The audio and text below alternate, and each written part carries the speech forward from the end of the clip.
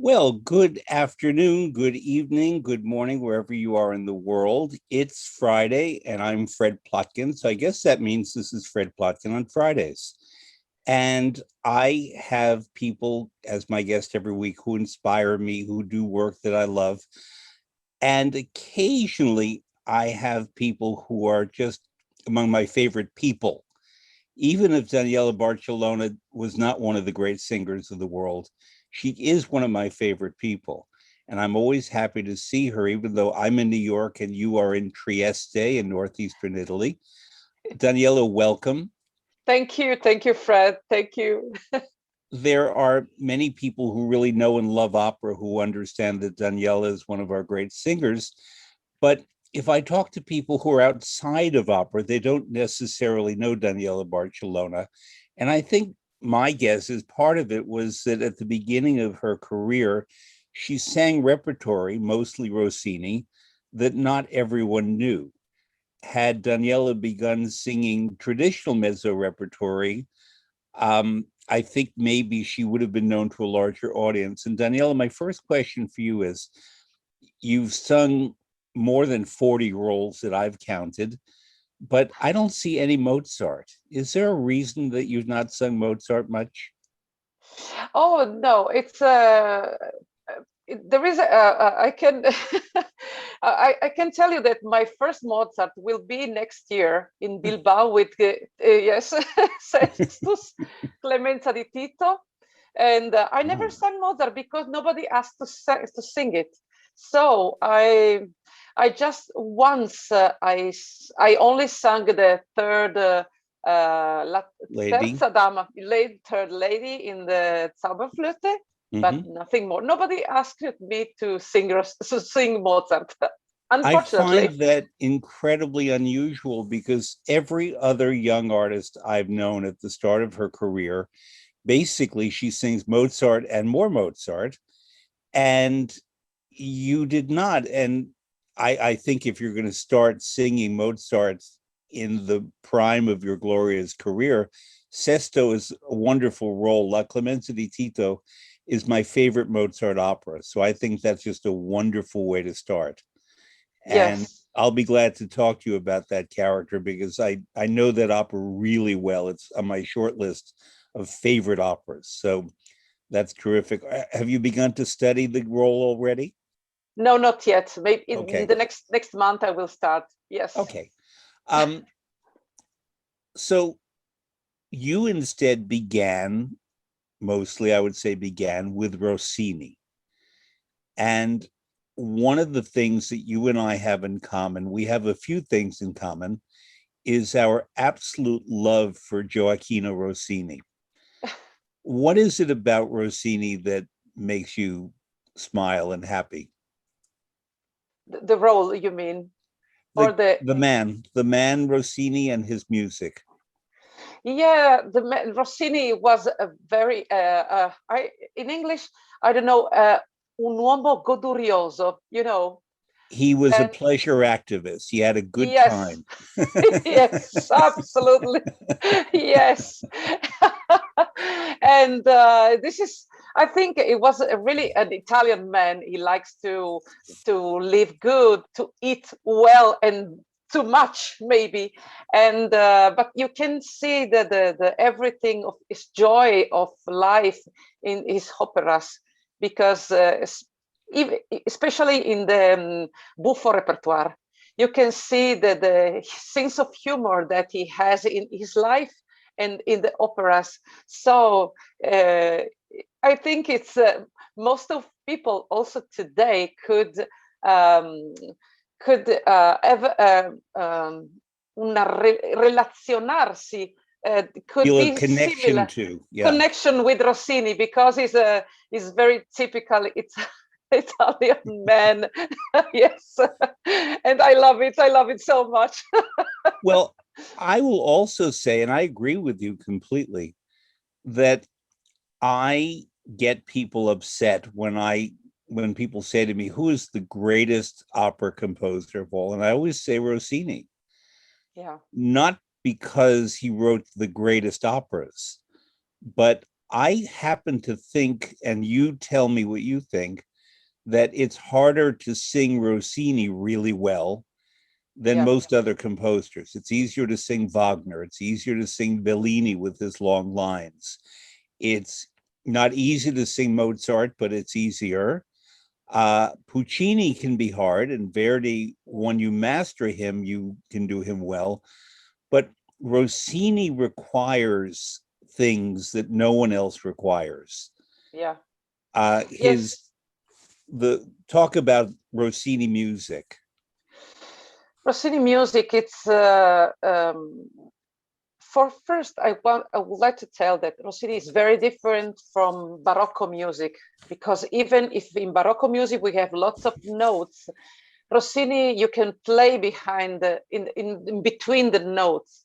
Barocco music is very strictly in tempo, but Rossini you can play behind in between the notes, and also Rossini is very difficult because sometimes you have to, also your mind must be very, very quick, because you have to take very quick decisions. When you sing Rossini, you exactly must know what you are doing technically.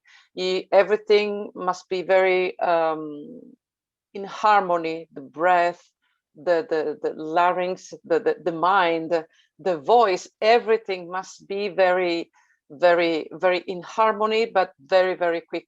Sometimes it's in Rossini, it happens more often than in other repertoire, for example, in Verdi, because you have all time to think about the note that will come. In Rossini, you have to think many, many, many battute Beats. beats Beats. before. I'm sorry for my, I That's apologize for my fine. English tonight. And many beats before the difficult one, because if you make a mistake before, it will come later in the performance, in the singing. So you have to have a very quick thought, mind, Mhm. and also the body must be very, very quick and very, very, I mean, you must be very, very concentrated. And Rossini is, I think, is a good school for singing, but also a good training for mind. Yeah. I know that I had the great fortune to work a lot with Marilyn Horne, who is a magnificent everything singer, but her Rossini is just world class in a way that very few people come close. You are the closest I know. You and Stephanie Blythe, I would say, are the two closest. But there are others, Mariana Pizzolato. There are other singers who do really, really, really well. But Marilyn Horne was just could hit every 16th note, 32nd note, but give life and energy to the Yeah, music. yeah, And the music has energy, but it requires the singer to give her energy, to give her brain, as you said, her connection to the music. And when I, sitting on a stage or in the audience, hear a great singer do Rossini music, well, that to me is the apice, the apex of opera. That there's really nothing more exciting to me. And I know that many people criticize Rossini because they say, well, why be humorous all the time when in fact Rossini wrote more dramas and tragedies than he yes, wrote comedies, just like Donizetti wrote comedies and tragedies.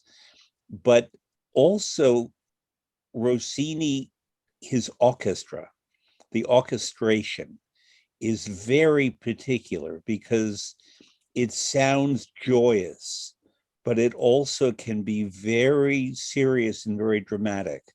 yeah, And I never say what I think the greatest Rossini opera is because I love whichever one I hear, but I happen to really adore Semiramide. yeah, Semiramide, I'll say this another way. I think that everything Rossini did anticipated Wagner, Berlioz, Verdi, everything that we want to know about opera that those men did, you find in Rossini. And yes, if you look at Semiramide, you can see Aida, for yeah, example. yeah, There's a direct connection Guglielmo Tell Il Trovatore. There are these connections in these operas that are very, very profound. And you sing magnificently Arsace in Semiramide. Talk about that role, because it's a male. Yeah. It's I think it's probably one of the hardest roles in all of opera, but it's also one of the most exciting, thrilling roles, maybe for the singer, but certainly for the audience member. Talk Yeah, about it's very, Arsace. yes, of course. I think Arsace is one of the longest roles of mezzo. It's very long, it's very difficult because all the arias, the duets, they are very, very, very difficult. And you are lots of you spend lots of time on stage. In fact, when Arsace comes in, is you have your big aria, the first big aria, and then a big duet with Assur. So you must be well trained. I love Arsace because but also as the other Rossini roles, you have a soul in this role. There is so many feelings that he has. And in the beginning, he's very happy. Like in Tancredi, for example, he's very happy in coming back to his to his city, to his origins. Eccomi al fine in Babilonia. And after that, like in mostly of other drama untravesti roles of Rossini, is a fighting between him, the life, the people that surround him, and it's very dramatic. It becomes very, very dramatic. Also in Tancredi, he comes very happy, and then the drama comes. And so it's very, very difficult also, for example, Arsace, because you have, for example, the last aria is very difficult because sometimes, like Rossini used to do, you have apparently a happy music be playing. The orchestra is playing something very, very funny, apparently, but this is the drama. Also in Semiramide, Arsace sings sometimes with light instruments, with I think that it's like you have a carry-on in a horror movie. This is this un divario. I don't know in English. The body was a divergence, a separation. Yes. Yeah. This contrasto, contrast Contrast. Yeah. between, yes. But yes, Arsace is, I love it so much. I sang it so many times. It's very, very difficult. You must be very prepared with your mind, with your body, well trained to, because it's very long opera. The first time I do it, I did it. It was for more than 4 hours in the integral version. And it's difficult also to be a man on stage for me, of course, because for a long time, because the energy is different, and the singing, of course, is different. The expression is different. The expression of the body is different. The expression of the voice is different. The intentions are different of a female role. And sometimes I must be very, very strong on stage.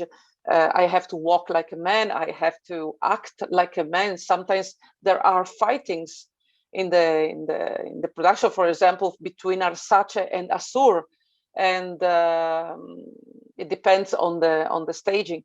But I'm very, very tired when I finish Antravesti role. I'm really, for me, it's very difficult to be a man on stage.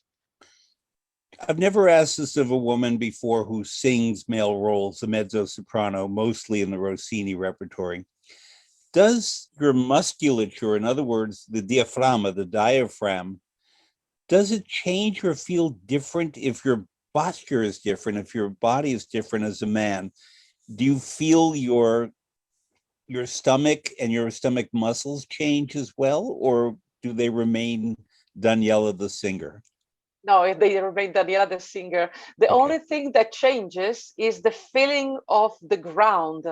I cannot be very light like a female role. I must be with my feet on the ground, and I must walk more. I don't know. It's difficult to explain because I feel in my body, but for I learn how to do it because a person trained me with the have weights in my le caviglie, my ankles. In your ankles, yes. Yes, and to feel the heavy, the muscles that in a man have a different feeling, not a light feeling of walking, but very heavy feeling to feel the ground, and of course, but the everything, the technique, everything is the same, absolutely the same.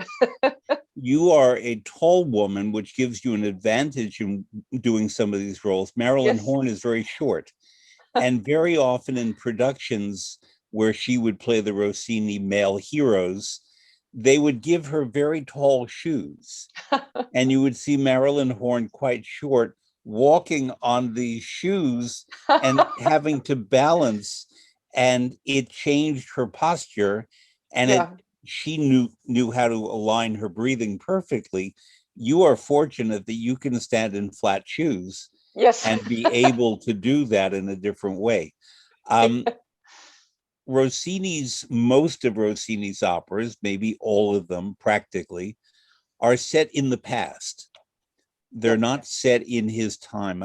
There are a few exceptions, but therefore, like Verdi, you are playing people from the past who, nonetheless, on the stage, their problems, their emotions are contemporary. Yeah. And I know that many people, when I try to teach them Rossini and Verdi, they say, well, it's not relevant to me because I don't go through that. I'm not a hero coming back to take over a kingdom or marry a queen or whatever. And I always say, well, do you love her? Do you feel more for her or for your country? Do you feel more for your military brothers that you're with? Or do you feel more to do the right thing? I find that the issues in Rossini are as human, as complex as in any other situation. Mozart, we say, is often very relevant, even though it's old, but um, you play heroes, you Yeah. play occasionally you play victims. When you play Malcolm in La Donna del Lago, Yeah. he's a nice guy. I like Malcolm, Yes. but not everyone understands Malcolm. It has a happy ending, Yes. but and but nonetheless, people say that's not relevant to me. How do you answer that question when people say, I don't understand what all this is about? You mean The to be, stories, but also the what the yeah. characters feel as human beings. Yes, I think that the feelings, fortunately, are the same of even if of the past. If I understand it, just tell me if I Yeah, understand perfectly. you I do. think the I valori, The values. yes, the values are the same of the human being.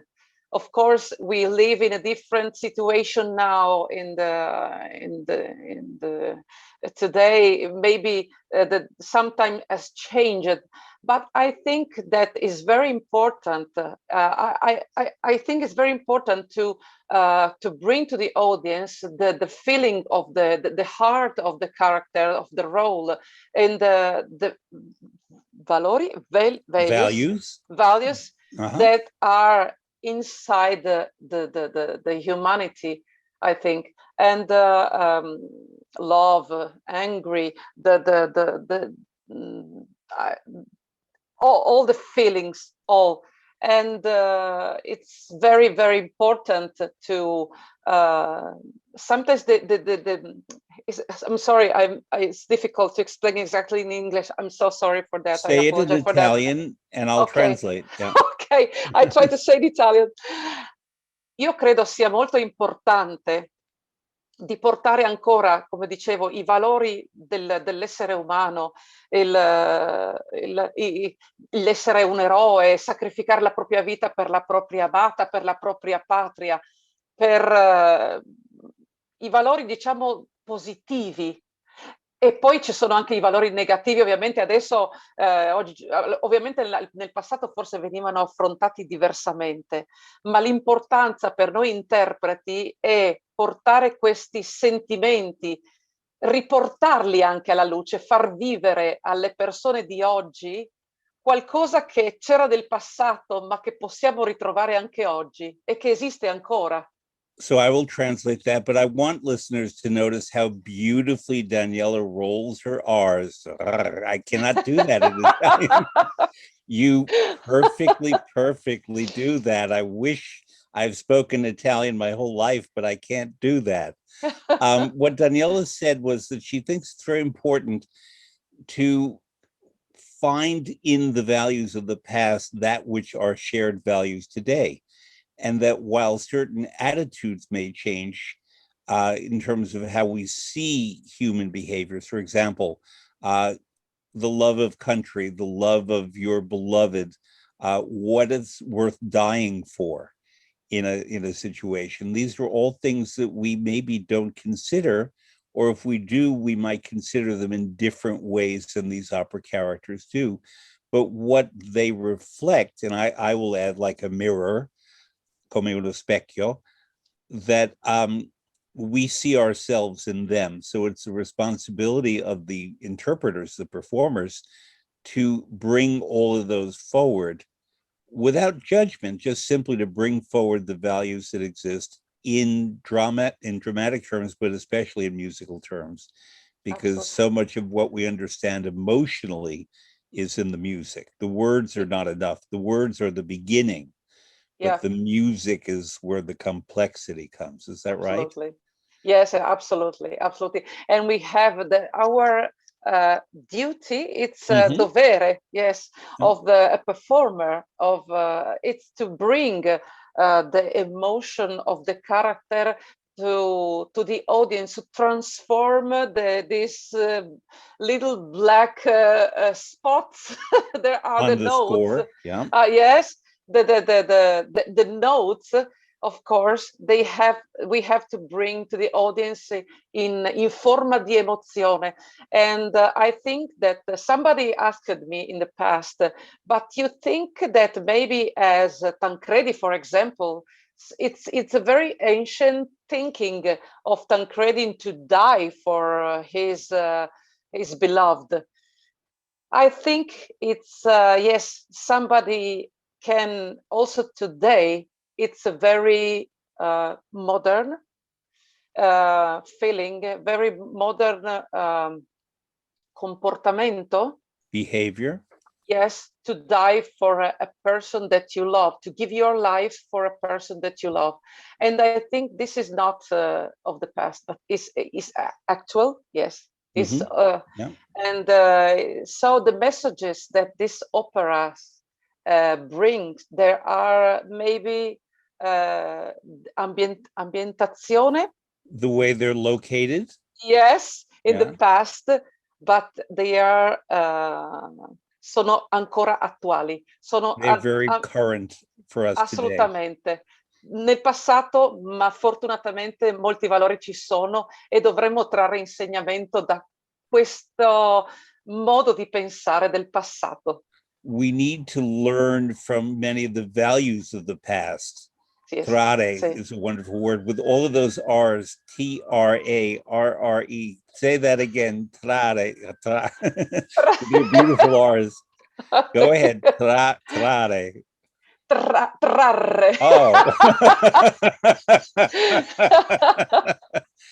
I have tried my whole life. Sometime, Daniela, you're going to have to teach me how to do that. Okay. When I say it, it sounds, my Italian is good, but when I say like an American, trare, Ferrara.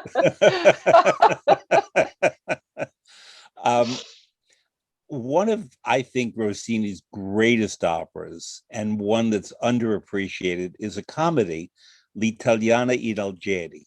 Yeah. I think it's funnier than The Barber of Seville. I think that there's a very important story behind it. It was written in 1813, and that was the year that Wagner and Verdi were born. All of Europe was at war. Yeah. All of Europe. It was in a terrible situation. Italy was not Italy. It was a series of small duchies and republics, and a lot of them were under foreign domination from Austria, from France, from Spain, and the Vatican had parts of it. And as a result, people were asking themselves what it means to be an Italian. That came later with Verdi in a bigger way by the time of Nabucco in 1842. But already Rossini was ahead of his time by saying in 1813, what is an Italian? The opera is not called Isabella. It's called The Italian Girl in Algiers. Yes. So an Italian woman, I would say, who is outside of Italy and understanding what makes her an Italian. Yeah. And the great aria at the end, this show-stopping aria, is called Pensa alla Patria, think of your homeland. Yeah. When Italy was not a homeland, there was no Italy. Yeah. And yet Rossini was saying very clearly through comedy, Italians, think of your homeland, think of your country, think of yourself, think Yeah. of your values. And when you talk about him being the most Italian man possible, I think that his best expression of that is actually in this comedy, L'Italiana in Algeri. Yeah. And you have sung the role a lot. Talk about Isabella. Is she a hard role? Is she an easier role? You are the title character. Yes. Yeah. It's of course like most of the other Rossini roles. It's a hard role. It's a hard role to sing, and but it's so funny. I think is Italiano in Algeri is the only real opera buffa of Rossini. Mm-hmm. And the character of Isabella is very funny for me. It's it's so the interaction with the other roles. It's very funny because she tried to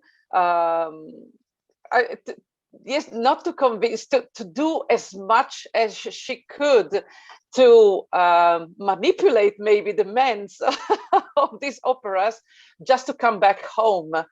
Yeah. She just to go back home, and it's very difficult because of course in Algiers the way of thinking is different from, and she has to adapt and to be very, very smart to create situation and to go out of bad situations, of course. And it's a very funny role. It's difficult because you have the the most difficult aria at the end. Mm-hmm. Very, very funny aria. I always have lots of fun singing Italian Algeri and Isabella, and it's a very difficult aria. Of course, like for example in Cenerentola, you have your best aria at the end when you are tired. You have and you have to give the most. It's like a big crescendo, Mm-hmm. beginning from the road that it's very difficult. Also the beginning with the first aria of Isabella, but the last aria is really a crescendo rossiniano, and sometimes psychologically is very hard, because all the opera you think, oh, I hope I can do my last aria as much better as possible. So sometimes Rossini is very cruel with mezzos for Well, this. Rossini ended the first act of that opera. It's a two-act opera with a septet. There are 7 characters singing, Yes. and they're all confused. Often what happens in Rossini comedies is that at the end of the first half, everyone is confused, and then the problems are settled in the end. And these characters are so confused that they don't even speak in words. They say No. ba ba ba ba ba ba ba. Yes. They lose words. And Yes. when the language is gone and you only have music, it's brilliant Yeah. Yeah. Yeah. because it you understand the confusion, and then the music and the orchestra gets faster and more confused, and the Yes. characters going like this, kind of like automatic clocks. It's one Yes. of the hardest operas to put on the stage, Yes. because the music is so fast, the comedy is so brilliant, but it's about real things. That's Yes. what I love about that opera. And I always Yeah. try to imagine people watching it in 1813 when the war was everywhere. Europe was completely being destroyed the way it would not happen for another century. We forget that Europe at the beginning of the 19th century was at war for quite a long time. Yeah. And Rossini premiered it in Venice, which was under Austrian domination. And what it really was saying was, Austrians, get out of Venice. I'm an Mm. Italian woman, and these are Yeah. Italian values. Verdi Yes. did that 30 years later, but Rossini did it first. Yes. And that's what's so phenomenal about Rossini. Um, we could only talk about Rossini, but I'd like to talk to you about other things. What I'd like to talk to you about now is we have another shared love, and that's your hometown of Trieste. Yes. I know Trieste very, very well. I've written a book about the region of Friuli, Venezia Giulia, and most people don't even know it. They know Trieste on a map, maybe, Yeah. but it is one of the most fascinating cities in the whole world. And It's I wonder, when you grew up there, were you aware how different Trieste was from every other place? Or yeah. was it just home? Did you know that at the time? Yeah. When you can Quando repeat me. stavi Sorry. crescendo, See. ti Okay. sei accorta che Trieste era talmente diversa da ogni altro posto nel mondo? Yes, I know. I knew it from the beginning, because Trieste is a very um, it has big transformation in the years. Was a very difficult city. Trieste has a very difficult history, because it was contesa Contested? from, yes, from Austria, Yugoslavia, and Italy, of course. And it's a border city, and Trieste has all these beautiful things to be in a border. Also in the past, the difficult things to be in the border. Trieste has made an amazing transformation. When I was a child, of course, we have many problems with the borders. We have also the people that at that time, as the remembering of the war, of course, and there was very bad period during the war, of course, and the thinking of the people was very different from today. Today, Trieste is a beautiful town because it's a mix of cultures. Even if architecturally you see the it's like a little Vienna, but you see all the Venetian style, the Austrian style, maybe the Middle East style in the buildings, and it's we have a church for every culto, Religion? religion, Mm-hmm. and you have lots of churches for Orthodox, mosque, the synagogue, for example. And Trieste is a town where uh, all the people from different cultures, different countries, different religions, they convivono They live together. together. Yeah. They live together in harmony. And one of the big questions in the past was this fighting between Trieste, the Yugoslavian, the Austrian people. But no. you can see because of the mixed marriages, because people from Austria and Trieste, Yugoslavia and Trieste, Slovenia, for example, and they live all in peace and with the compartendo, sharing. sharing, yes, that's the word, sharing their culture. And so even the food is very similar for the Middle East food, Balkani of the Balkans, food, Balkans. Austria also. And it's a real Middle European. Middle European town, Trieste. So Yes. for our listeners, I'm going to fill in more of the history of the town. Trieste came up a little after the time of the Romans, because the Roman settlement in that part of Europe was in Aquileia, which is nearby. Yes. Yeah. And if you see the opera Attila by Verdi, it's a story of Aquileia and the attack of Attila the Hun, Attila, and how the people defended Aquileia and then moved and created Venice. And the opera premiered in Venice in 1846, the year that the Austrians built the bridge from the mainland to the old city of Venice. And the general, the Roman general who defends, said, his name is Ezio, and he says, "Avrai tu l'universo, resti l'Italia a me." You can have the universe, but let Italy be mine. And Trieste came up after the fall of Aquileia. And it's a natural port. It's right on the Adriatic. And it has always been an open city, which is a very important thing to understand. Even geographically, you land and it's flat. There are hills behind, like San Francisco, but the port and the main part of the center city is completely flat and easy to walk around in. And the center of the city is aligned in a grid. In other words, 90-degree angle streets like New York City, like Lisbon, like certain places that are very rational. So it's easy to walk around Trieste and have a long view in the distance, which is very important.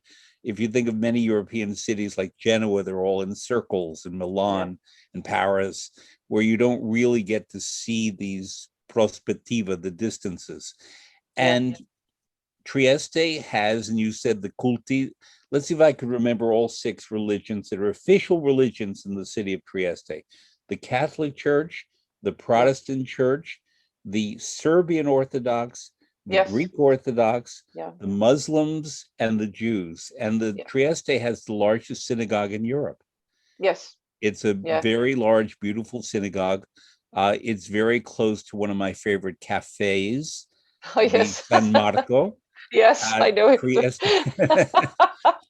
Trieste was under Vienna from 1361 to 1918.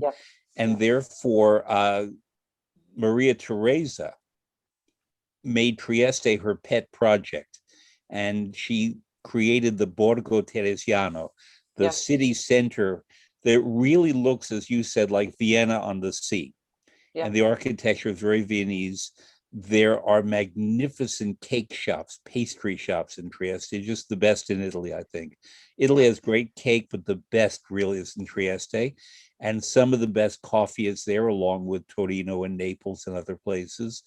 And Illy Cafe and Creme Cafe and Hausbrand are all old brands and have a relationship to Vienna because Trieste was the port of the Austrian Empire. Yes. And therefore, all the products that went to Vienna, to Prague, to Budapest arrived in Trieste. So beautiful spice shops, the wood, the forest near Trieste produced beautiful wood, and a lot of musical instrument making, especially violins and violas, for the Austrian Empire happened not in Vienna, but in Trieste. The Romans brought the tradition of butchering pigs, maiale. And so Trieste has some of the best ham and pork products, and so-called Prague ham we think of for Prague is actually made in Trieste. Yes. And there is a tradition in Trieste called the buffet. And the buffet is not, it's not like a salad bar that you see elsewhere. I call it a pork bar Yeah. because you have all different cuts of pork and they grill them and they boil them, and you get a nice platter, and you can get a little cut of this, little cut of that, maybe some Yeah. chicken as well, with mustard, with fresh horseradish, Yeah. Yeah. Yeah. raffano, that they grate. There's an old trattoria there called Suban that goes back to Oh, yes. 1865, Yeah. and it's up in the hill, and they have a garden. And the last time I went to Suban, they made a prosciutto, a ham, that they baked in a crust with rosemary in the Yes. crust. Yes. And they said, "Would you like some raffano, some horseradish?" "Yes, please." And they went in the ground and they pulled out a fresh raffano and they grated it right onto the horse, onto the ham. Trieste and the region of Friuli Venezia Giulia has some of the best food in the world. And it really is phenomenally good food and some of the best wines in the world. And people Yes. don't know that. Yeah. And Yeah. wherever you travel in this small region, for Americans, it's the size of Connecticut. So it's a very small region, but it has the coastline. It has Grotto and Trieste and beaches. Then it has beautiful plains with uh, corn that grows and all kinds of grains. And then you go a little further up and you have the most gorgeous wine country, as beautiful as Tuscany. And then you go above that and you have the pre-alpine hills, and that's where San Yeah. Daniele is. And Yes. you have the prosciutto San Daniele. You have a town called Tavagnaco that makes the best asparagus in the world. And then you go further north and you're in the Dolomites, you're in the Alps, and you can go skiing, and there's a lake district up there. So in this small region, you Yes. have Yes. all the topography of Europe Yes. and Especially. historic cities. Yeah. Yeah, no, also for wines, you have the Collio that are the wines are really amazing. And in Trieste, you have another type of ham that is called prosciutto del Carso. Yes. It's like it's not for the people who doesn't know this type of prosciutto, this ham is prosciutto crudo. It's yes, but but not from Prosciutto Parma. crudo. Prosciutto crudo.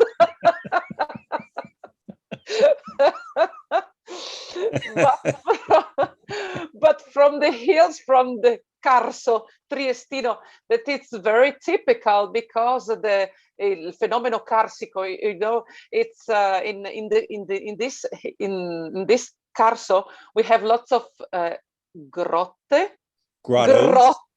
Oh God. and because the fenomeno carsico is very particular because we have the big stones that are in these hills. They have lots of holes, so the water is drained inside the hills and goes down in the earth and forms big grotte, caves. Yes, big Grottos. caves. Yes, that are really amazing. You have lots of those. For example, you have the Grotta Gigante in Trieste that is very big, and it's just one big room in which could be fitted the La Cupola di San Pietro in Rome. In other words, the dome of St. Peter's Basilica in Rome, yes, designed by Michelangelo, could fit inside this grotto, yes, the Grotta Gigante. Yes, yeah, yes. it's remarkable. And of course, we also have the Vino Terrano, the Terran wine that is very, it's a variety of another type of wine that's called Refosco, that is very good for meat, for barbecue, for very strong meats. And but this Terrano, it's a little bit more acidic. Yes. It's less morbido. It's less soft. God, is it? It's less soft. The yes, Terrano, it's less soft. Yeah. say it, you see, I can't say Terrano. Is one. It's not a wine that we would think of as being, it's not Barbaresco or Bordeaux or things like that, but it has a lower alcohol percentage. Yeah. And therefore you can drink more of it. And it's been shown, going back to ancient Rome, that Terrano wine was considered very health giving. And Yes. when they studied this wine and the particular ingredients in the wine, they find it's very good for the blood and very good for the heart. And so you can eat all the pork products you want and Yeah. have Terrano wine with it, not beer, which is we would think of, but Yes. they drink this red wine with it. And it's very, very special. In fact, no, Yeah. no, in the past, to the women that gave birth to in Trieste, of course, to to make them stronger again, they gave Terrano, vino Terrano, Mm-hmm. and raw eggs mixed Mm-hmm. to make them stronger again. Yeah. This Yeah. was very, very good and very Yeah. healthy. Um, Simply weird, but was very good, very so healthy. now you're talking about Triestine women, and I have to bring up a topic. I, about 20 years ago, wrote in Italian a book about Sardinia. Yes. And the women of Trieste are among the tallest in Italy, and the men and women of Sardinia are among the shortest in Italy. And when I went to Sardinia to do my research, I traveled up into the hills. In Sardinia, people live a very long time, among the longest in the world. And I would talk to them about the secrets of long life. And the women of Sardinia all said that part of their secret was that they run everything in Sardinia. Yeah. Because the men are often away, whether they were fishermen or pastori, shepherds, where they be away with the sheep. So in the towns and the cities, everything was run by women. Yeah. And when the men had to go off to the military, most of them requested to go to Trieste for, and I know that there are many Sardinian men in Trieste, Yeah. some of whom came there and stayed there because they were told that the Triestina women would be more available to them than the Sardinian women were. And apparently that was true. And also because they were a lot of fun. The Sardinian women could be a little serious, but the Triestine women like to have fun. They're very athletic. Yes. Yes. Long before the rest of Italy, where women would not be out running, Triestine women were always very athletic, and Yeah. they have a good time. Yes. And I did you ever meet any little Sardinian men? Yes. Yes. I won't ask anything. But another thing, they were probably a tenor, that right? Yes. Yes. Absolutely.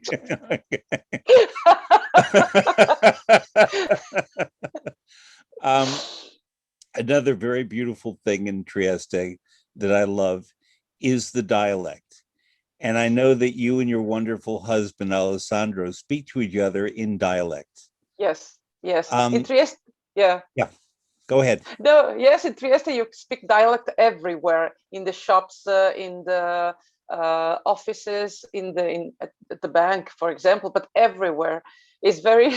This is not usual in Italy, unfortunately, but in Trieste everybody speaks dialect. Even if you go to with the mayor, you go to visit the mayor, for example, you speak in dialect. This Mm-hmm. is very good. Yeah, it's very funny and very I think it's good because to maintain the origins, the genuinity of Mm-hmm. a culture like in Trieste is, I think the dialect is the most the most beautiful sign of this. Sign. Yes, And absolutely. also, to me, the Triestine dialect has a smile in it as well. It very goes with the city. So now we're going to play a little improvisation, you and I. Yes. And I'm going to be I work in a store where I'm selling food, and Yes. you have come to fare la spesa, you've come to go shopping, and I Yes. have, pasta, and I have all the meats and the cheeses and so on, and bread and oil and butter and panna and whatever you want. So I'm going to say it to you in English or Italian if you Yeah. wish, but you will answer in Triestino. Okay. Okay, so Yes. madam, what would you like? Signora, cosa gradisce oggi? Ma dunque, volessi un 4 decade prosciutto, un poco di formaggio e magari un tocco di pane, ecco, sarebbe buono. Un poco de pan. And we have coffee and we have sugar and we have spices today. What spices would you like? Ma Spezie. volessi, dunque, la medaghi un poco, volessi un po' di pevere e Pepper. anche, insomma, un pochettino, oh, dunque, la medis, dunque un po' di cannella anche sarebbe buona per mettere così, un po' di creme, che è buono sul prosciutto, ovviamente. E... And da bere to drink? E ovviamente vin. Vin e trappa, Bean. che vuole un I po' know. di trappa. One thing I've always noticed in the dialect, and I love it, is behind the letter N, indietro dell'N, Yes. there's hidden a little G that is not written. So vino becomes ving with a G there. Yes, And yes. I can always recognize a Triestine person when they're talking. They don't say bon or buono, they say bon. Bon. Yes. Also in Trieste, because it's very similar to the Venetian dialect, but we have a very particular, you can recognize immediately a person that's coming from Trieste, and even sometimes in the world, because they have a particular, the L is not L, is L. It's inside. For example, la me da un poco de qualcosa. It's L. The L is inside, and this is only in Trieste. And you can recognize a person from Trieste for this, because even if they have a very precise diction, Italian diction, this is really difficult to hide. This L is very difficult to hide. Yes, you can recognize immediately un Triestine. So how would you say odon fatale, odon crudel? Oh, it's not different. It's ma che uomo crudele, ma che uomo fatale. No, because your Italian in opera is outstanding. And you are one of those people where I don't ever have to look at a printed title. I can just listen and I understand every single word that you're saying. And that's not an easy thing to accomplish. And yet I know that in your own life, you don't speak Italian among the people you live with.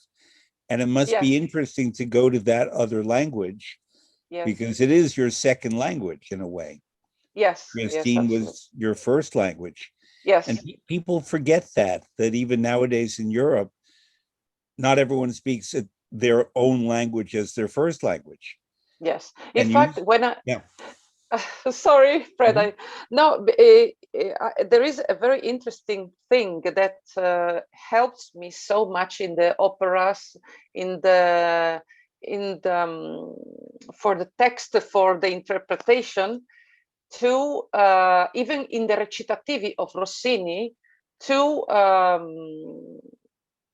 interpretarli before in my dialect, for example, because it's more natural, it's more basico, basic. And I don't know why sometimes telling something in Italian to recitare, to act something in Italian is difficult, because I don't know, there is something, a block, I don't know what, but to the same phrase to act in my dialect becomes natural. So this is very strange, but I think it's something that is in the base of our mind. I don't know, and something that we have inside us when we were a child. For example, that the dialect is something easy, something with no senza costrutto. Mhm. And this is very, for me, was a big surprise. It raises an important point. Italy has what are known as the sort of the most established theaters, and there are 14 of them in Italy, among them La Fenice and La Scala, and the Carlo Felice in Genoa, and the Reggio in Torino, and the Massimo in Palermo, and the San Carlo in Naples, and so on. And one of these is the Teatro Verdi in Trieste. And I would say that of the 14, it's the least known, maybe the one in Cagliari with the Little Sardinians, but either the one in Cagliari or the one in Trieste are the least known. Now, I know that you grew up and you went to hear music with your parents in Yeah. the Teatro Verdi. I know that because there's a long Austrian tradition that there was operetta, Yes. and you had the Middle European Festival every July in Trieste. Yeah. And but nonetheless, you have not sung very much in Trieste. You are a singer of the world. You've sung at La Scala, Vienna, Berlin, Paris, London, Barcelona, New York, Chicago, every major theater in the Yeah. world Yeah. you've been a regular guest at. You've Yes. sung in Yeah. Tokyo.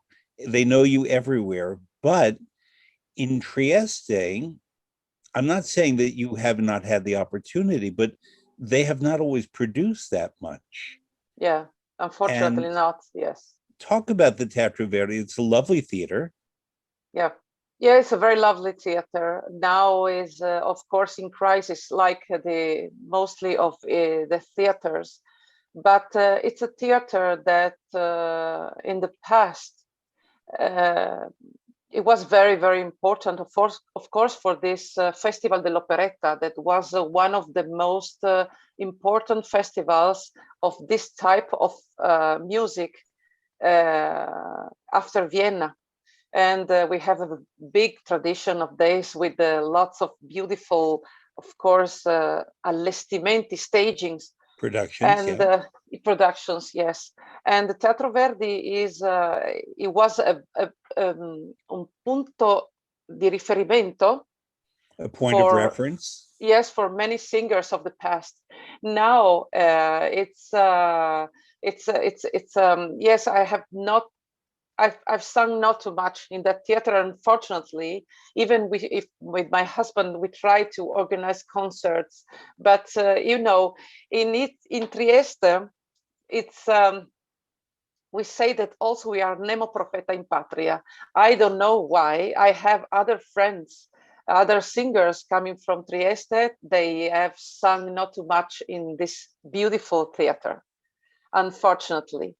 And so I don't know why, because I meet the people in the town. They tell me, oh, in my dialect, quando la viene a cantare a Trieste, when you come to sing to Trieste.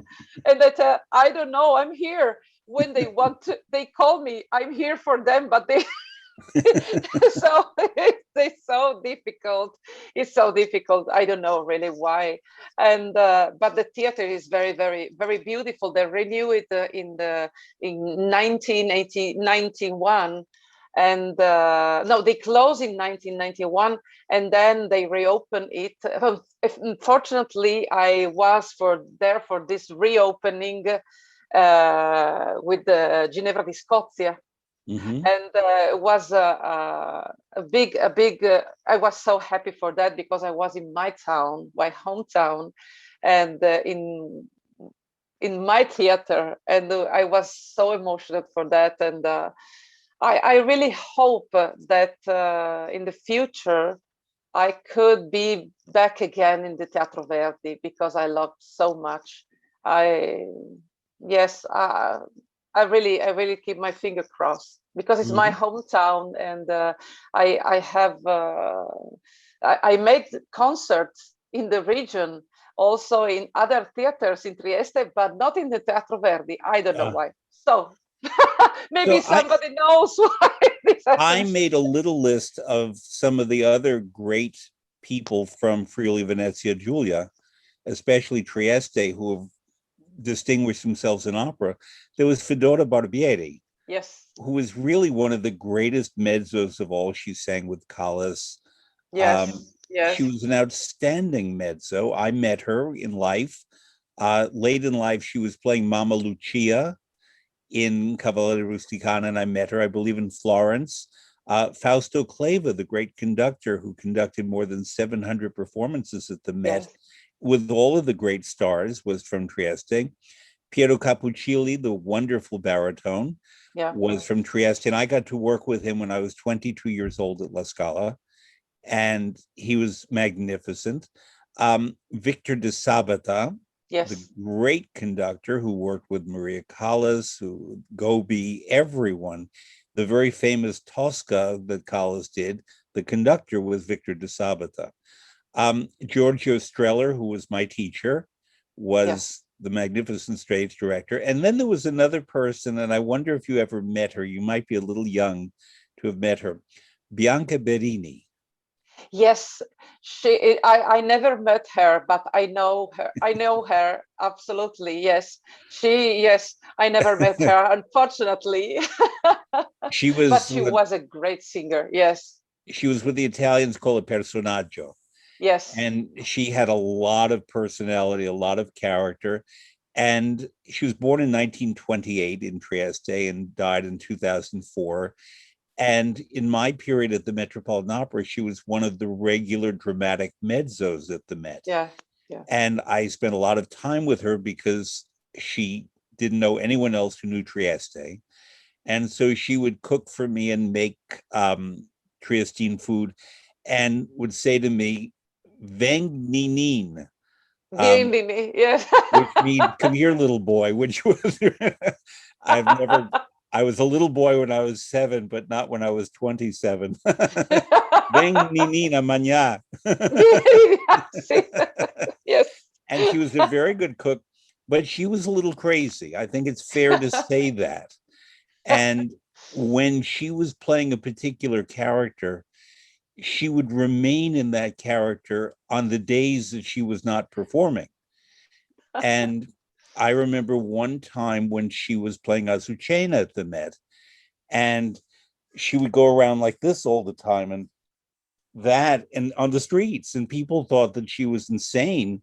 And one time the police arrested her, and because she looked like she was crazy, and she had my phone number and my business card from the Metropolitan Opera in her wallet. And they called me up and they said, there's this woman who only speaks in Italian, and she's saying that I'm a witch and that they're going to burn the babies.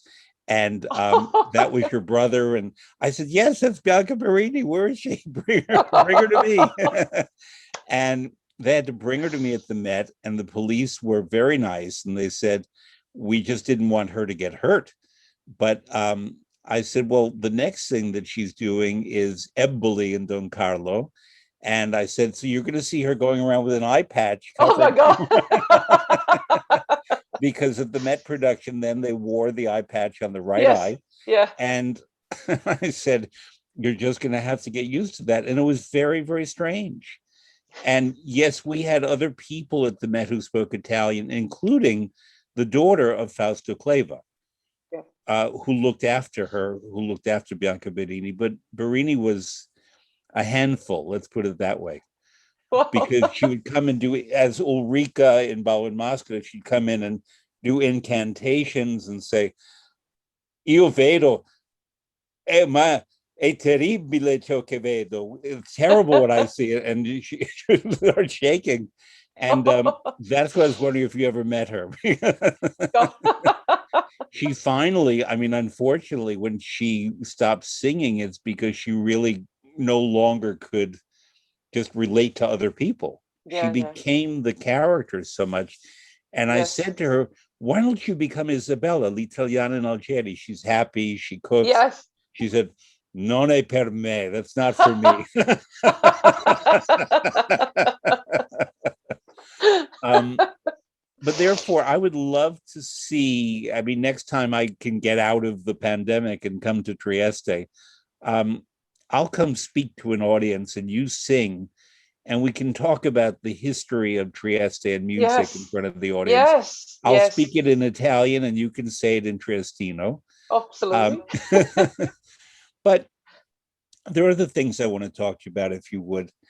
In preparation for this, I discovered that something I knew but didn't really know how much. You've worked with a phenomenal collection of conductors. Yeah. And I can't name, because you're not ancient, you're not old, you're in the middle of your career.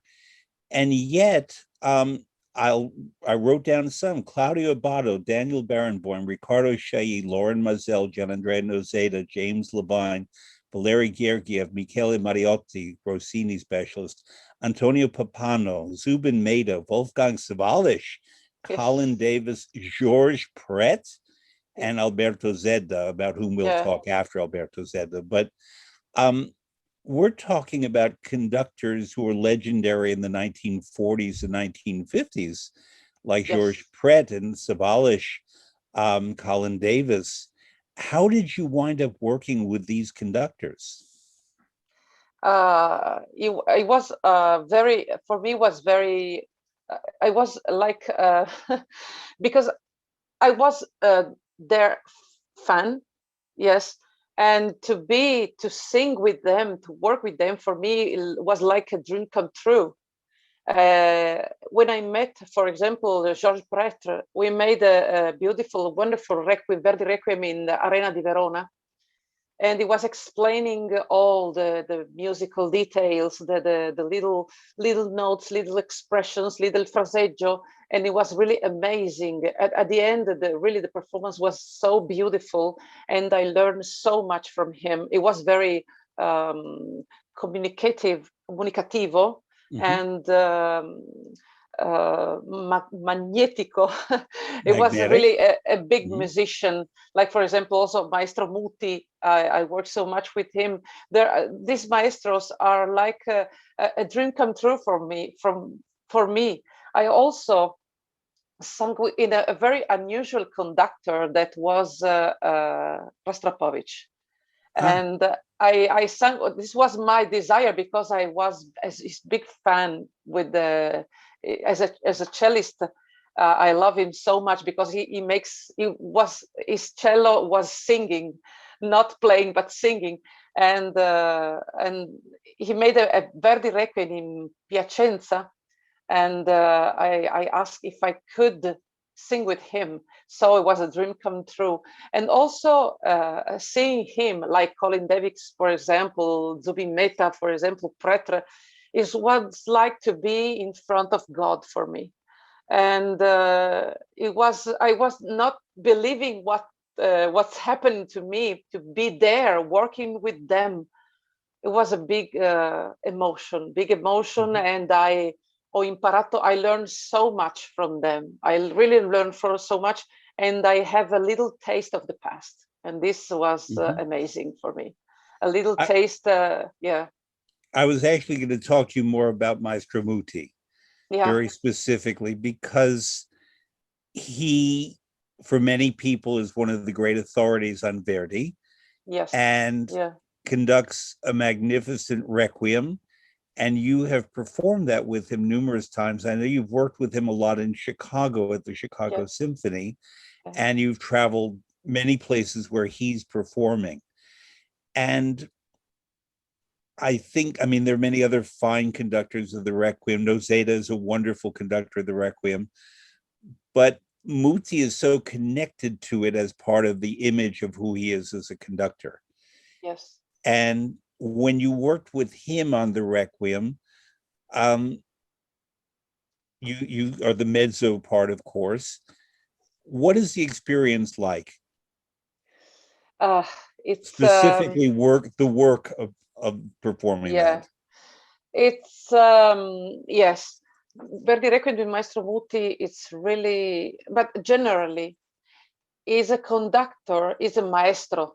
Is a maestro. We called him, when he said maestro is Muti. I don't know why in singers maestro is Muti.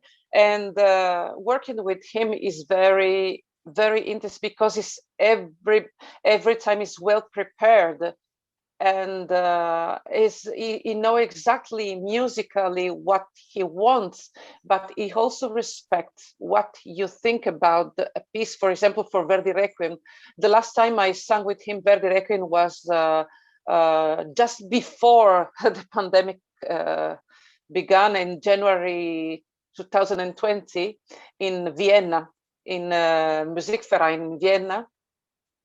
And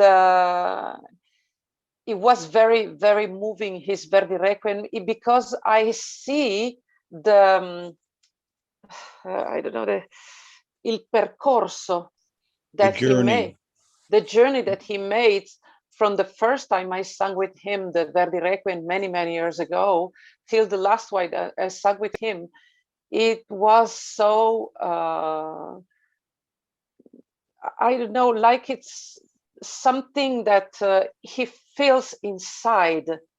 I don't know how to explain this, but it was so powerful. This Verdi Requiem, so intimo, but in the same time was like the music goes inside everybody. I have a beautiful ricordo, memory of this, because the Musikverein at that time was full, and there was also people standing behind the audience in the back of the big saal, standing, not sitting. For all the requiem, they are all there. That was so full, and everybody was in perfect silence, just listening, and just like praying with us, because Verdi Requiem, as the maestro says, is Verdi, but it's a pray. It's not like the Verdi operas.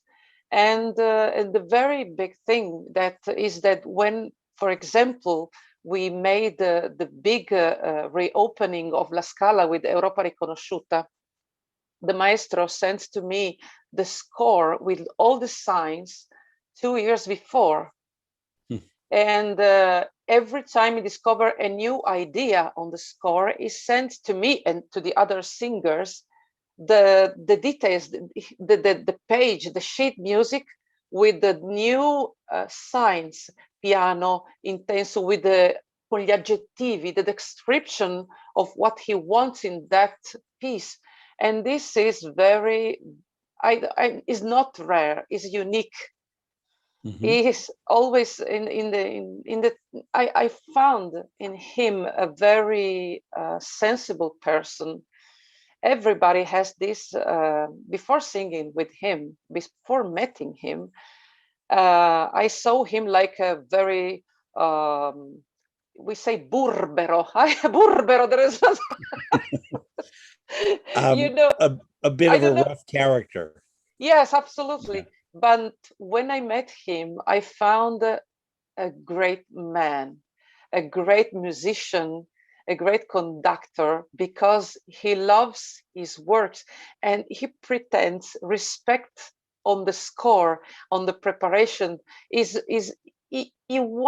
pretends from a singer, from a musician, to be well prepared, to be humble also, and to be humble in front of the music, in front of the composer, to have respect of the score, of the music, of the audience, of the people, of everybody. And he's really a great person. And sometimes I sang so many times with him. I remember Orfeo and Euridice in Firenze many years ago, and we start the dress rehearsal with Maestro Muti. We started the dress rehearsal with the people in the audience, and it was a matinee because we have the dress rehearsal in the morning, and just a few seconds before starting, it just communicated to us that that morning, Rostropovich was dead, passed away. And I'm a big friend of the daughter of Rostropovich, and I was not friend with him, but I have a big rapporto, I don't know, with Rostropovich. And so I didn't know that. And for me, it was a big shock. And so he starts the music, he makes the overture, and then he starts this, and I cannot sing because I was crying when I hear from him this bad news. I was crying. I cannot sing. So Maestro Muti looked at me and he told me, "What's happening, Daniela?" Maestro, I didn't know about this bad news about Maestro Rostropovich. I cannot sing now. I'm so sorry. I have just to calm down. I apologize for this, but my voice is not coming out because I'm crying inside. And he stops the music with the audience with the people in the audience, and just take your time, calm down, take your time, and then we start again. When you're ready, just tell me. And for me now, I have just remembering this. It was so kind, so nice with me in that time, but not only in that occasion. Then we start again, and there was really beautiful performance, a really beautiful dress rehearsal. But it happens also other times with him, that he creates the music at the moment that the music is during the performance. He can feel what the audience needs in that night, and I also is very communicativo what he wants, and he creates at the moment, and he communicates with me, of course, because I'm there singing with him. And this is really a relationships between the maestro and the performer that is very, I think, powerful, and also is very for me is something that fills me with joy, with something that I realize that I'm able to give to the audience, and the audience feels this. It's something that is difficult to explain, but beautiful. thank you. It's because it's something that when this happens, I'm very happy to be a singer, a performer, and to give some, with the, of course, with the orchestra, the maestro, the other singers, me, to give to the audience an emotion, to give to them something that they can bring home, and maybe they can keep inside of them forever. And this is, I think, this is the art is this. You can keep with you forever, and even if you have bad moments. For me, I have performances in that I feel it was very strange for me, because singing, it was so in harmony, everything, the orchestra, the conductor, the staging, everything, that I feel I'm not in the earth, I'm not in the universe, I'm not real, I'm unreal. I don't know where I am in that moment. And it's like you are part of the universe. You are with the audience is with you, the orchestra, you are with the audience, is in exchange of energies of creation. And when I have not bad moments in my life, when I feel maybe sad, I just can evoke this feeling that I had in that moment, that I feel a light inside me that gives also to me energy. This is the power of the art, I think. And what you described so beautifully just now, that light inside of you and that energy is what audiences see in you and respond to you. When I tell them, go see Daniela Barcellona, and they say, well, is that a city in Spain? I said, no, it's a city in Trieste. Um, and but that she's a very special, very radiant artist. That's exactly what I mean. I know that listeners today have had the opportunity to experience that. Um, it must have been particular when you were singing Orpheus, when he sings "Che farò senza Euridice," what will I do without Eurydice? Having learned that Rostropovich had just died. In other words, you're Yeah. lamenting the death of someone you loved. Yes. And Yes. that is a moment where real life and opera connect so beautifully. When people say to me, why would I care about Orpheus? Yeah. That's why I would care about Orpheus. Yeah. I want to mention a couple of things for listeners that you referred to so that they have more of a background. In 2004, La Scala had been closed in 2001 to 4 Yeah. to upgrade the theater. It now has a beautiful, what's called a stage house, where the lighting grids and everything hang. It's a more modern theater. And when the company was away, it performed elsewhere in the city and on tour a lot. And when they came back December 7th of 2004 with the opera L'Europa Riconosciuta, Yes. which was by Antonio Salieri, which was the opera that opened La Scala in 1778 and had basically been forgotten. And you sang Iseo, if I Yes. remember. I was Yeah. there, not on December 7th, but one of the later performances. And was Diana Dambrau in that? Am I Yes. correct? Yes. Yes. Okay. And she was wonderful. And it was an opera that nobody knew. And therefore, nobody could judge it and say it's a good opera, bad opera.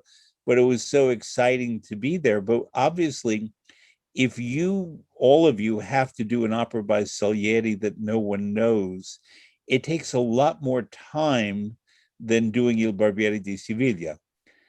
And Yeah. what to rebuild from zero an opera like that, which is Yeah. in effect is what they did. Probably you said that he sent you 2 years ahead of time the Yes. music with Yeah. markings that he Yeah. made. Um, that's a lot of work. I don't know if people realize the amount of work that goes into making one opera production. And opera companies, the major ones, do many productions each year. And singers have to learn music. And obviously, you have roles that you do a lot, the Rossini roles and Mistress Quickly in Falstaff and a number of others. Didon, which I love. I saw you do that at La Scala, in Les Troyennes, one of my favorite operas. But if you have to dedicate 2 years of your life to learn a role that you're going to sing 6 times or 7 times, that's a lot of work and a lot of commitment. And but you do it.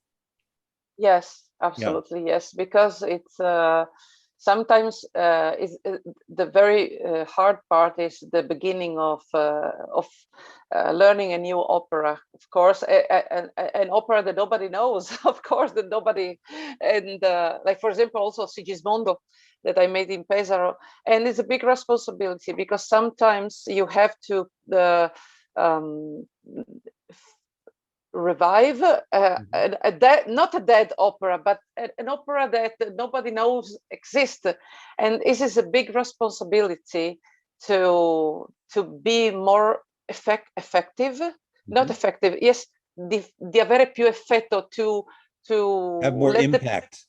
impact. Yes, absolutely, because sometimes a new opera is easier and is difficult at the same time, because it's easier because everybody knows, you know, that opera, you can make variations, for example, but the difficult part is that the people knows exactly the opera, and so they can judge you, of course, and they makes paragoni, Paragons, comparisons. comparisons between other singers. But in a new opera, it's you have the responsibility really to do your best to make this opera big again. And it's like to resume maybe a mummy, I don't know, but Mhm. like that. To and I knew that with Maestro Muti we made lots of work and musical work, and it was amazing in that time. And we tried to also, the difficult thing was that it was written in ancient Italian. So sometimes in this opera it's very difficult um, to understand exactly the meaning of a phrase. I don't remember exactly, but there was a phrase in the opera, they even Maestro Muti gave up. He told us, I try to understand what is the meaning of this phrase, but really, I confess, I don't know. So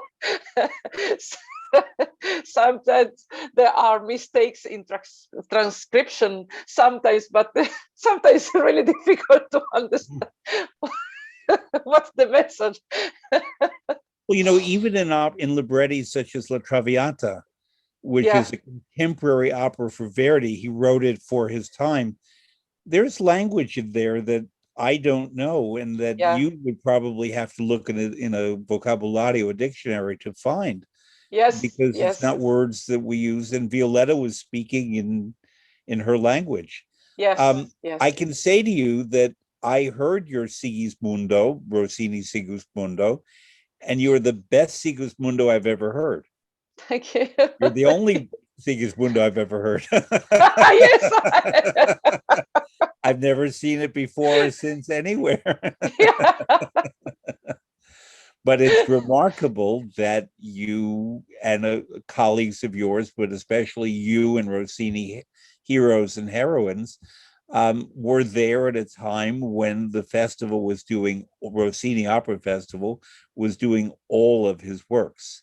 Yeah. And now I want to get to a man who I love, Alberto Zedda. Yes. Would you talk Yes. about this wonderful man? He died a couple of years ago. Yes. Talk about Alberto Zedda. But it was amazing. He was a very funny person because he was a great musician, of course, great musician. He knows Rossini uh, uh, very deeply, absolutely very deeply, and the style, the the scores, everything, and it was so funny because one of he was a great musician, but in the private during the rehearsals, he has is it goes between the happiest moment to be very angry with somebody in just few seconds. So it was an escalation in just few seconds, and he was screaming to this person, to a singer, for example, and then in maybe a few seconds later, oh, I'm sorry, maybe I was too rude. I was very bad man, really. Tell me, I was very bad. I'm sorry for that. But also it was very very funny because sometimes not once happens to me during Semiramide. It was so long, such a long opera. At the time, we were in La Coruña. It was conducting, I think, maybe 3 or 4 different operas. Every night it has a different opera, and one of these operas was Semiramide. And he was so tired that during recitativo he fell asleep in the performance, and we all were very worried, and we thought, oh my god, what's happening now, what's happening now, we have to go for, oh my god. And then fortunately the orchestra starts with a fortissimo and then he woke up and and he started conducting. It was so funny, but oh my god, but it was really a great man, it was a big loss because it was a living encyclopedia Mhm. for Rossini. Really, He really really a was great. the Rossini expert. And when the Mariotti family and other people started rebuilding the Rossini Opera Festival, Yeah, I worked at the first festival, which was 1984, and that yeah, was they did Il Viaggio a Reims, and yes, Abbado conducting, and Luca Ronconi directing, and I was there helping Ronconi, and it had an amazing cast of Katja Ricciarelli and Samuel Raimi and Ruggiero Raimondi, and every role was cast with a star. yeah, And later you came into it, and when much later, because you're a young woman, um, and Montserrat Caballé came, and all these, Ferruccio Furlanetto, who is also from Friuli, Venezia Giulia, all Yeah. of them came to appear in this famous production. And Zedda was there as the expert and the man who put together the score from existing materials, because it was a lost opera from 1826 that was revived. It was a huge success. And at that time, there were a group of us, giovani, young men and women, and we all studied with Zedda. And at that time, they wanted to work on critical editions of all the Rossini scores. And Philip Gossett, the great musicologist, Yeah. was there doing a lot of them. And they would have assistants. And sometimes we would have our own score to work on. My score to work on for 2 years was Il Turco d'Italia, Yeah. which is not done very often. It's a lovely opera. It's really the only major Rossini that Maria Callas did. She did Barbiere a bit, but she was famous for Il Turco d'Italia. But the version that she did in the 50s was sort of a La Scala version for Maria Callas, but not the definitive. And Zedda created generations of Rossini scholars and performers. Yes. And we all are a legacy of him. Yeah. And here was this little man who, yes, was charming most of the time and angry occasionally, and very tired because he Yeah. worked all the time. But I really credit him more than anyone else for the Rossini revival. Yes, the great singers such as Horn and Verret and Sills and other people, and Caballé certainly, but it was really him who made Yeah. it possible Yeah. for Horn to Yeah. sing Tancredi and all of these other things. So we have not spoken about Maestro Verdi at all. We spoke about the Requiem, and I do want to say that for listeners, Daniela was talking about the Requiem. Verdi wrote it in 1873-74 after the death of Alessandro Manzoni, Italy's great 19th century writer. And it was dedicated specifically to Manzoni. And it was first performed in the Church of San Marco in Milan.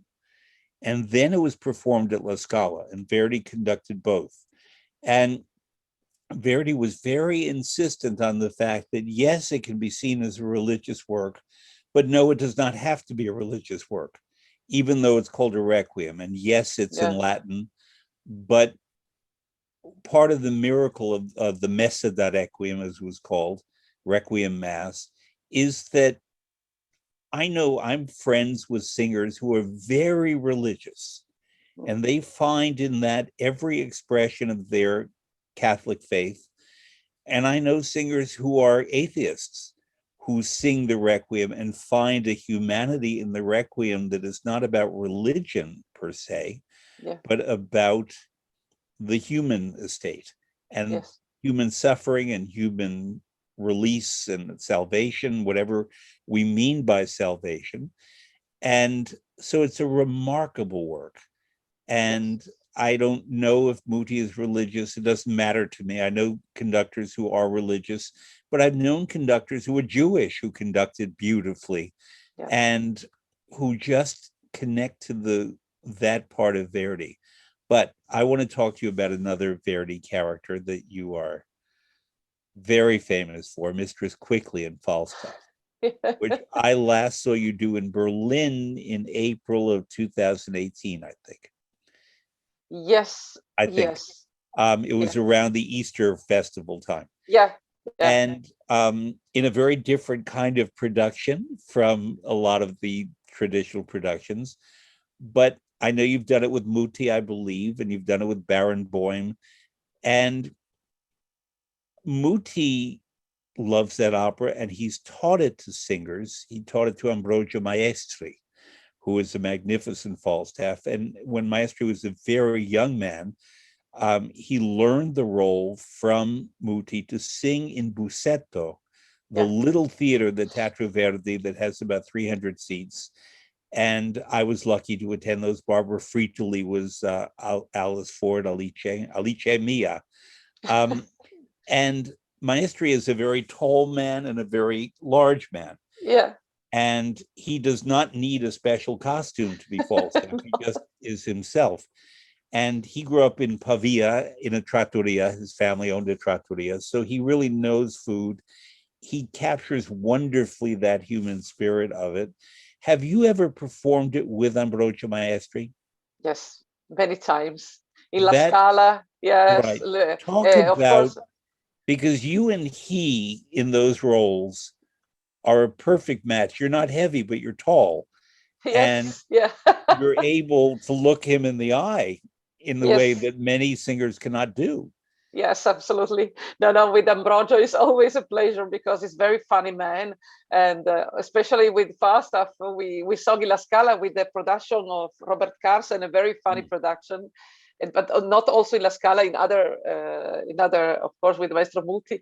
But singing with Ambrogio, with Falstaff, but it's very funny because we have a very good feelings between me and him. I don't know if we are tall at siamo della stessa altezza quasi. We are You're at the more or less same. the same height. Yes, absolutely. So as he told, we can I can see him in the eye. And we have lots of jokes of this, of course. And but yes, Ambrogio is a very as you told, is a very tall and big man, but is so gracious. Is it's a very gracious and gentle man. We, un gigante buono. He's a happy giant, a good giant. Absolutely, absolutely, absolutely. And yes, it's so nice to sing with him. It's a very big Falstaff, not big because he's big, but he's a big singer, big man, big role. Falstaff for him is with the I sang with him the last time in Chicago with Maestro Muti in concert version, and the details that Ambrogio puts in his character musically and scenicamente is I think is un punto di riferimento for the also the young artists that want to sing Falstaff. It's really Falstaff. Sings well and performs well. Everything it's al punto giusto. Just the way we say for cooking, Yes, cook to the right doneness. It's not overcooked, it's not undercooked, it's cooked perfectly. Absolutely. That production by Robert Carson, I love the work of Robert Carson, and I want him to join me on this program sometime, is set in the 1950s. So it's not the first Elizabethan era, it's the second Queen Elizabeth, but just when she was beginning her reign. And a lot of the lords and ladies and mistresses of England after World War II, everything changed. Yes. And the economy in England was different. And the second act of that is set in a kitchen that's a very 1950s modern kitchen where Alice and Meg and Nanetta and Quickly are working and gossiping. There's a lot of cooking going on in that scene, a big taquino, if I remember, turkey. A real one, yes. A real taquino, yes. Which in New York is easy to get. It's not that easy to get a big tacchinella in Milan. No. And but so much detail, and a lot of people complain that it's modern and it didn't make sense. To me, it made the most perfect sense of a Falstaff production I've ever seen. Absolutely. Because it didn't look like fake Shakespeare. It looked like real England with a real story. And it also has the best horse, cavallo, that I've ever seen in any opera production. Yes. And I saw it in London, I saw it in New York, I've seen it many places, and they always have a different horse. And the horse in London was an actor who would deserve an Olivier Award. You got an Olivier Award. I want listeners to know that my Italian friend is a recipient of the Laurence Olivier Award for acting and performances. Yes. That's how good an actress you are. It was for Semiramide, I believe, yes? Yes, Semiramide, yes. Right. But if they have an Olivier Award for the horse, it because in the last act, when Falstaff has been thrown out the window of the laundry and he lands in the Tamigi, the Thames River, and he's all wet and he's tired and he says mondo reo, an ugly world, and he has no one to talk to but the horse. Yes. And this horse in London would look at him and nod.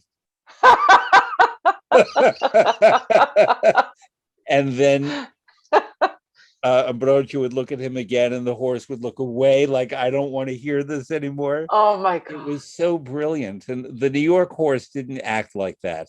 It was a good horse, but the one in London was a phenomenal horse. When you rehearsed all of that with him,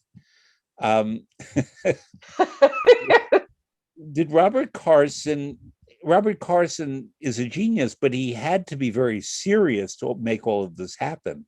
Yes. How, in any comedy, but let's talk about Falstaff, how do you seriously rehearse comedy? Yes, we have exactly, there is a perfect timing for comedy. So you have to be serious, yes, to respect this timing, to make people laugh. And in the beginning, you make it technically. Every single movement, every single acting, every single word is must be done in a precise moment, and then you make something technically that people that make laugh people. And this is the secret of all the comedians, to have the right timing. And with Robert Carson, we work on that. We work on that with also the actors that are acting in the opera, the singers, that everybody has his own timing to do that precise thing. And I remember, for example, the cesta scene, when in this case it was in a kitchen, they just threw out everything from the cupboards, and this was so funny. The people was laughing, and and also using real things, because we were eating for real. In the beginning of the opera, we have a real turkey that the Falstaff cut, and you see the smoke coming out from this turkey. There are little details that makes the scene real, but in the same time is very funny, very appreciated from the people. But of course, the commedia, yes, needs the right timing, technically the right timing, and this is the secret to make the people laugh. And they think that is improvisation is something that we make at the time, just but not everything is calculated. Couple of more things about this production. At the end, there's a very famous fugue that Verdi wrote with 14 different roles. And it's because Rossini did his endings with 7 and Mozart had one with 7. Verdi made it even more complicated by making it with 14, the double of 7. And what Carson did so magnificently with the music, they took tables, just very simple tables, and created sort of a platform. Yes. And each member, when he or she had to sing her part of the fugue, walked on the table, came forward, someone helped them down. Yeah. And they joined the line, and every person had their moment. As Verdi built the music, yes, Carson built the music. Yeah. And so we got to see and hear Verdi's genius. And I don't think most people notice that. I noticed it. I had such respect for that concept because it's very elegant and very simple. And yet, I've never seen a more perfect presentation of that complicated ending than what Carson did. Yeah, yeah. You remember rehearsing that last part, and it must have been very complicated to do that. Yes, yes, because Yeah. of course, yes, because yes, it was very, very difficult, of course, because the piece is very difficult. We have to be at the right timing on the table, to walk in the precise rhythm, to be in front of the stage in that moment, to have the people that comes to sing after me, for example, to be on the right moment on the table, was very difficult. But if you have a very good director, you can do everything, especially if the director is a musician, and he Yes. knows exactly what to do in the exact moment, and that is not that not distract the audience to other singers or other situation. It create the focus on that singer that is singing in that moment. And this is a great pleasure to create, to work with the director like that. And was very difficult, of course, because we also move during the finale, that is so difficult. But Carson made it in the way that we sing, we walk through the stage, but we sing in that moment. We sing behind the person that's singing the same piece, for example, of me, or maybe just a little bit before. There are groups in Falstaff. It seems to be a chaotic piece, but there are groups that are singing together, even in different notes, in different timing, but they're singing. So Carson knows that, and it was easy for us to do all this walking around singing this amazing piece. And but we have the reference of other singers at the same time. We were just close to the singer that give to us the cue. This is really important, to have the director that is a musician. It's essential, and I don't think most stage directors of opera are musicians, and they don't necessarily know the languages they direct in. Yes. So Robert Carson once said to me, we had dinner once in New York, and I said to him, "You've never directed Rossini." He said, "I don't like Rossini." And that's an example of what I mean. He's one of the greatest opera directors in the world. Yeah. And he just will say categorically, I don't Yes. like Rossini. I'm going to try to persuade him otherwise. But which opera would you tell Carson to direct of Rossini? Maybe, oof, or Semiramide, or maybe Cenerentola. Yeah. Yeah. But I think I appreciate this in him, because sometimes I don't tell names, of course, but there are directors that accept to direct an opera even if they hate the opera. And happens to me that once a director told me, I hate this opera, and they gave it to me, but I do it, but I hate it. And this, I think, is not honest. In fact, the result was very bad. And I think I appreciate Carson, because if you don't like something, you can do it at your best. And this is very honest. I didn't know that, and I appreciate now. I'm very sad because he doesn't like Rossini. And I'm very disappointed for that. But it's really honest for him to do this. I appreciate so much. I would like him to direct Italiana and Algeri with you. Oh yes. Oh Yeah. yes. Yes. I think Yes. he would really have a Yes. feeling for that opera. Yeah. And Yeah. the Yes. humor in it, but I'm. also the human emotions in that opera are very strong. Yes. Yes. So I have Yes. one more question, my dear. I think that after the curtain comes down on Falstaff, that Sir John Falstaff and Mistress Quickly become a couple. Yes. Yes. Absolutely. Yes. You think so? I think that the Yeah. end of the story is that after he's not had Alice, he's not had Meg, that he turns to Mistress Quickly and he says, she's the one for me. Yeah. And I think in the Yes. Carson production, we feel that. Yes, because they have a special connection Yeah. in the opera. They have a special connection. She's the only one that that goes to talk to him, that can manipulate him. And even if this happens, they are always in connection. They have feelings. They are always in contact, in a good mood together. And yes, of course, I think that after when the curtains come down, Falstaff and Quickly are a real couple. Absolutely. And they go away on that horse, and that's it. Absolutely. To dinner, of course, to dinner, to have a big dinner. In Trieste with Terano wine. Absolutely.